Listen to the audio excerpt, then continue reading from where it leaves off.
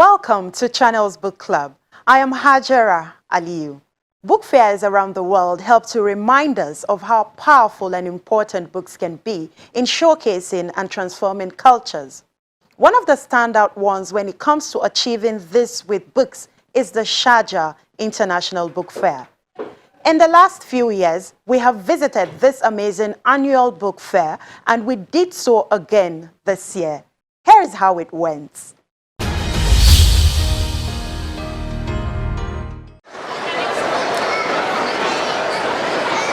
2.5 million visitors, 1 billion book circulation deal, and a Guinness World Record summarize this year's Sharjah International Book Fair. Let's begin with the cherry side of the milestone achievement. Sharjah, the third largest emirate in the United Arab Emirates, breaks Guinness World Record for biggest book signing. 1,502 authors are brought together under one roof to sign books.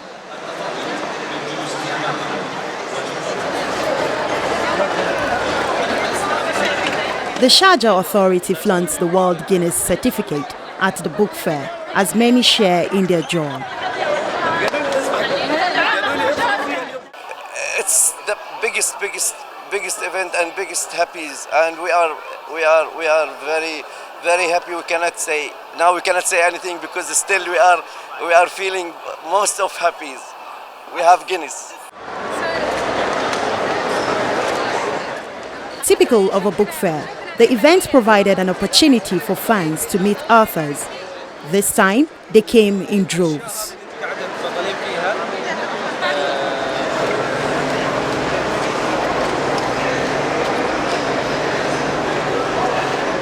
The Sharjah International Book Fair is a journey of 38 years. It defines the foresight and deliberate efforts by a people to create a knowledge society. After all, it is often said that knowledge is power. There's many things. There's many elements in Sharjah International Book Fair that make it more attractive to the people. If you look to the book fair itself, it's divided to 4 elements. It's not one thing together. There's the publisher conference where we do B2B business.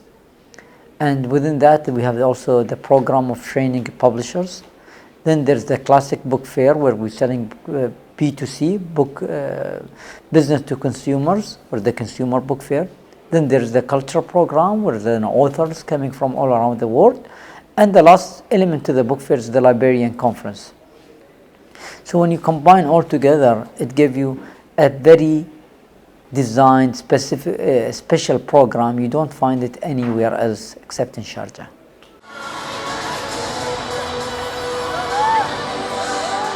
The icing on the cake this year is top American entertainer Steve Harvey, who is made principal guest of honor at the International Book Fair.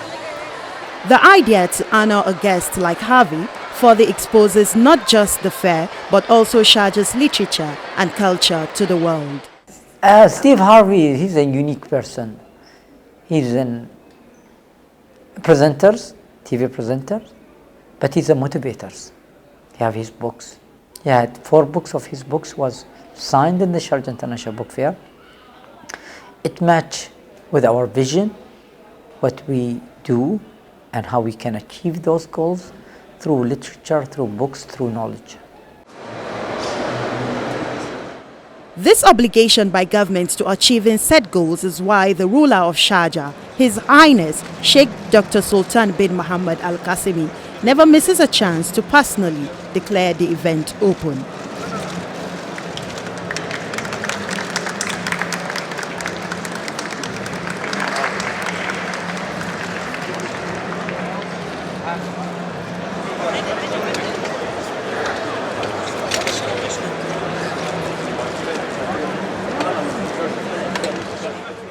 As the principal guest, Steve Harvey shares an inspiring journey with dozens of fans on how to become one of the world's most accomplished entertainment figure. Put forth a 1,000% effort. It is going to take everything you have to become successful.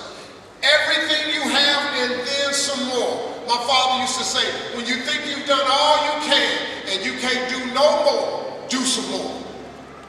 That's first. And then after that, you have to have faith. If you're not a praying person, you're not going to make it. Hard work and faith are the two things. Then all you got to do is attach your dream and vision to that hard work and faith, and you can make it. And when it get real hard for you, you can never give up. When you feel like giving up, you got to stay.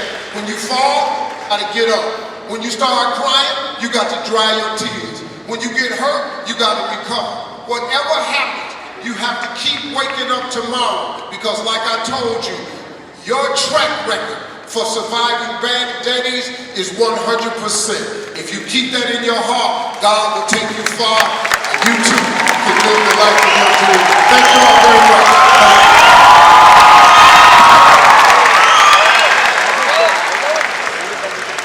Keep coming, keep it up for Steve Harvey.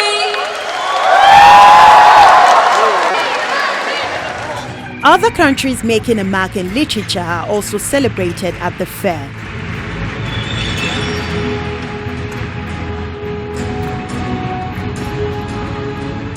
This Nigerian author, Cheluchi Onobia, is also honored with an award for Best International Fiction Book.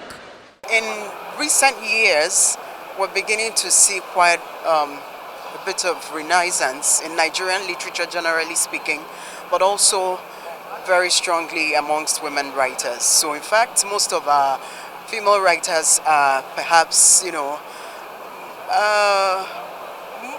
prominent across the world, not just in Nigeria. So whether you're talking about Adichie or Sefiata and a whole host of others, or Chikuni, we're doing quite well when it comes to fiction in Nigeria. But there's always room for growth. There's always room to inspire others.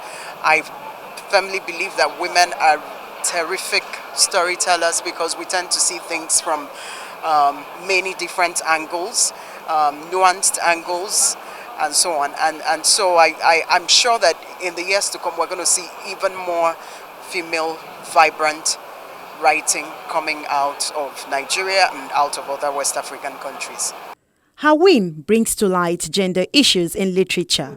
In one of the sessions, African female writers hold a discourse about writing by women. I feel there is room to amplify the voices of African women. And in the past, a lot of women's voices have been silenced, either literally or, for example, I used to publish, when I was a publisher, I published Buchi Emecheta, and she started writing when she was married, and she got married at 16, and she had 5 children by the age of 22, and her first manuscript was destroyed by her husband. But she went on and persevered and was a single mother bringing up her children, and went on to become a really worldwide author who was appreciated for her creativity. So that's an example of the literal silencing or the attempted silencing of an African woman. But there are many ways that they are silenced or just excluded or not included within the universal canon, let alone the African canon. I often, in the past, and going back decades, you'd find an anthology of writing from Africa or poetry from Africa, but there'd be very few women in it. And you think, where are the women? It's not that they're not creating, but they were just not included. Or short stories from the Caribbean.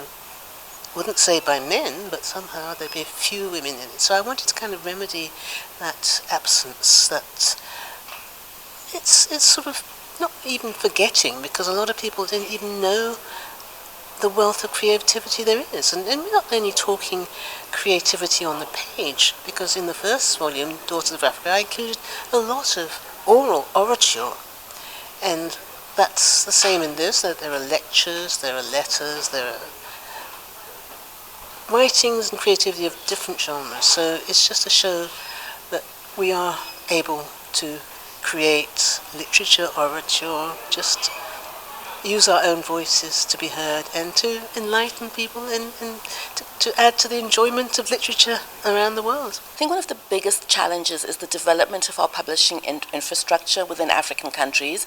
There are places on the continent, say Nigeria or South Africa and some countries in East Africa, where there is a vibrant publishing industry, but it's the training of editors and the training of publishers running the business of publishing that I think is the greatest challenge. And it's not just for women, it's across the board. And then the biggest challenges, I guess, are the challenges that women face anywhere when they're running businesses in countries that maybe don't have an inheritance of taking that experience of women running businesses in other spheres into the creative industries. And so there are really challenges of economics and of capacity. But having said that, there are so many wonderful initiatives already on the continent right now that are to do with training women to work together, to bring together publishing houses and to publish their own stories. You have the examples of Femwrite in Uganda, for example, and then a woman-owned publishing house like Cassava Republic in Nigeria, along with other ones. And so one can point to the challenges and the problems, but one can equally point to the solutions that African women are coming up with themselves. Women issues in Emirati novel is also being debated. Discussants could not agree less about the reawakening of Arab women whose voices were not being heard, especially in politics. There are over 2,000 publishing houses from 81 countries that are here. Books in different centers are on exhibition. This gridlock speaks volumes about the attendance at the book fair. An estimated 2.5 million visitors from around the world flocked the events. I came to see the Sharjah Book Fair. I've heard a lot about it. Incidentally, I think I said I first came across it on the book club, that's done by Kule Kasumu, and then I happened to be around the Gurubai about this time, so I decided to come in to see myself. What's your interest? Well, I am a lover of books myself, and I also have a book club in Nigeria, in Abuja, that I run. And then apart from that also, I have a school, and I encourage children to read. Books have always been my first love myself, so that's why I'm here, to see it live and see what a book fair looks like, different from what we have in Nigeria.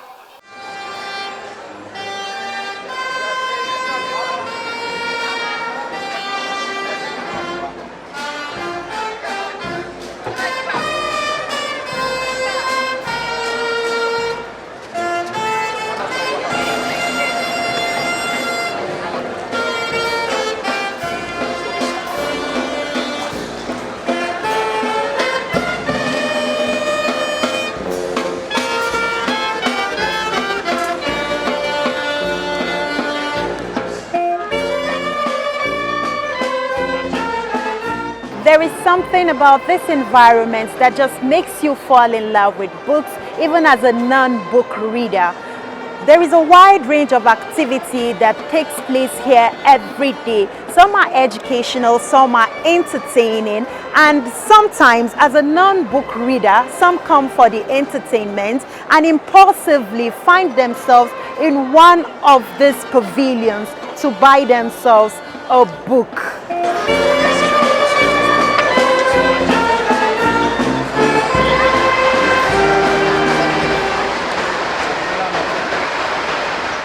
Extraordinary works are also on display. We caught up with this Indian man who hopes to beat World Guinness record as the person ever to have written the longest Quran. He displays a 300-meter scroll of Quran which took him 1 year to complete and says his target is 1,000 meters long. 1,500 sheets, daily, morning 10 o'clock, evening 10 o'clock, 11 hours works. Ivory card, 300 GSM ivory card, calligraphy pen made.